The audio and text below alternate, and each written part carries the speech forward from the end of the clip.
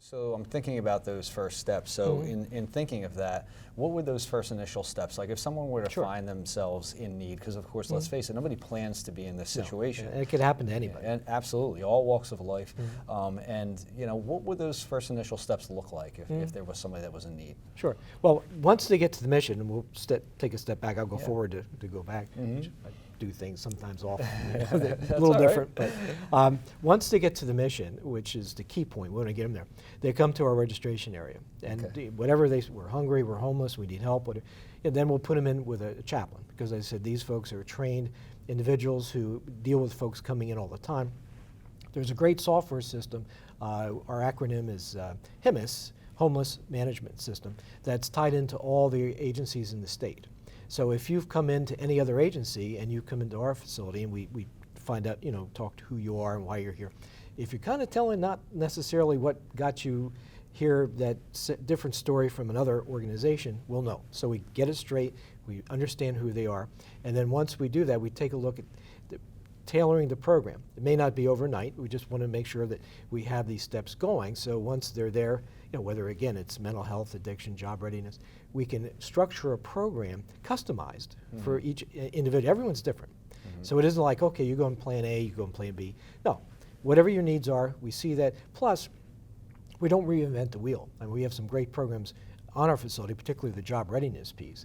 But nonetheless, there's some great programs in this city, in the county, and we'll tie into those programs based on your needs. And we'll provide the transportation to get you to the program and bring it back. The idea is we're controlling, we're watching, we're looking, we're making sure you're being in compliant. Now, Steve, to go back to your other question, how do you get to the mission? We try to bring awareness. Most folks in the region, and probably even outside. I know the Atlantic City Rescue Mission has been, nothing with me. It's the accolades to Dan Brown, our president, and Pastor Bill Warner, who've been doing this for decades. They have a great reputation, so people know of us. Although a lot of people think we're just food and shelter, that's fine. But they'll get folks to us, whether it's a relative that's become homeless and they need help, or we find it. We have outreach ministries. We go under the boardwalk. We've taken care of quite a few communities that have been under the boardwalk, and we don't force them to come. It's like you gotta, but we give them an option. Say, we've got something special that you might want to take advantage of. So we look for folks that can come in, and we get them to the mission. But the idea is that we try to give enough public awareness. So whether it's through our website, any of the social medias, Facebook, Twitter, it's all /AC Rescue Mission. You can find us and find out how to reach us, and whether we need to go pick somebody up or whether that person is brought to us, we have that covered. Okay. So you talked about the mission itself and the fact that at times you will go out and offer this opportunity to people that might be in need. Something that just came to mind was that triggered when you said about certain times of the year. And while this is 365 days a year, 7 days a week, 24 hours a day, this is important work.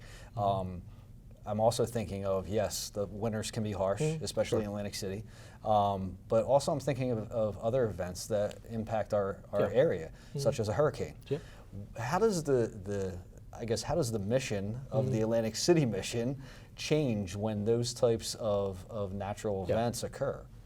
The good news is we're typically prepared for anything. I will get back to the hurricane because Sandy was a good story. Before my time at the mission, but nonetheless I was familiar. When Sister Jean's Kitchen closed, which was a facility in Atlantic City that took care of a lot of folks, mostly housed poor. The media reported it mostly as homeless. Really very few homeless there. It was housed poor. Housed poor is extremely important because taking care of them, because that's preventative, keeping them from becoming homeless, having a hard time making ends meet. So getting food, getting nutrients to keep your body, your mind, everything whole.